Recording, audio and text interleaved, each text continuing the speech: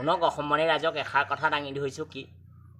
কোনোবা মানুহ এজন ৰোগী এজন যেতিয়া পৰি থাকে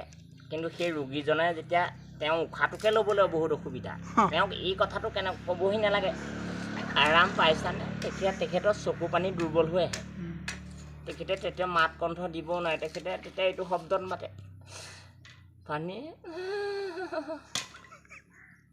তেতিয়া ৰসগোল্লা ভিআইপি গাড়ীত আনি দিলাতকৈ নিদিয়াই ভাল তাহাঁতি পইচা 500 দি থৈ যোৱা ভাল বেছি যিবা চেলাইন ল'বলৈ মই এই কথাটো মই আপোনালোকক উঙিতিয়াই দিছোঁ মই ভুক্তভোগী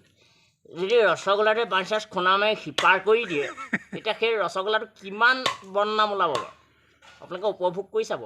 কিবা মানুহটো ভাল হৈ থাকোঁতে খুৱাব নহ'লে ট্ৰিটমেণ্টৰ কাৰণে পইচা এটা দি থৈ যাব দেই চিনি পাইছেনে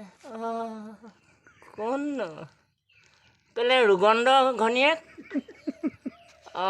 সময় নাই সেই আজি এওঁ ক'লে ৰাতিপুৱাৰ পৰা ততেই গ'লে এই মাংস অকণ বনাই আনিছে চামুচ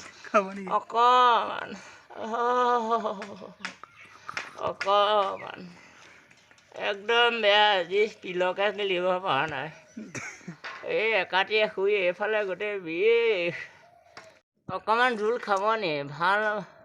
লোকেল মাংস অকণ আনিছিলে কণীয়া বাৰ অকণমান যাম দে নাকানিব দেউতা নাকানিব নহয় তহঁতি আহিলি মোক দেখি নাপাওঁ নাকানিব দেউতা নাকানিব এই চামুচ খোৱা কমনি চা এইকণ জোলকণ ভালকৈ আকৌ ফ্ৰিজত থৈ খুৱাবি দেই ধূপ এডাল লগাই দিম নি দেউতা দিছি দে অকণ দিছি এয়ে মানুহৰ বিলৈ এই দুদিনীয়া সংসাৰত এয়া কৰি মানুহে জীৱ লৈ আছে